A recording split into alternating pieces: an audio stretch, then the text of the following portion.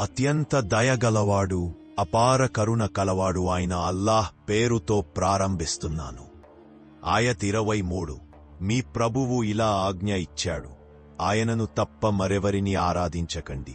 తల్లిదండ్రులతో ఎల్లప్పుడూ మంచి ప్రవర్తన చేయాలి. వారు వృద్ధాప్యానికి చేరినప్పుడు వారికి అఫ్ అన్న ఒక్క మాట కూడా అనకండి. వారిని ఎప్పుడూ మందలించకండి. వారితో మృదువుగా, గౌరవంగా మాట్లాడండి. ఆయత్ 24. వారి ముందు వినయంతో తల వంచండి మరియు ఇలా ప్రార్థించండి, నా ప్రభూ, వాళ్ళు నన్ను చిన్నప్పుడు ప్రేమతో పెంచినట్లు వారిపై కరుణను ప్రసాదించు. ప్రజలారా, తల్లిదండ్రుల సేవ మీ నిజమైన విజయానికి దారి. అల్లాహ్ స్పష్టంగా చెబుతున్నాడు, తల్లిదండ్రులను మనం అత్యంత గౌరవంతో, ప్రేమతో చూడాలి.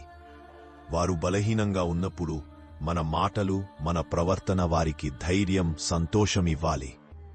తల్లిదండ్రుల సేవ మన జీవితం లోకంలోనూ పరలోకంలోనూ శ్రేయస్సు తెస్తుంది.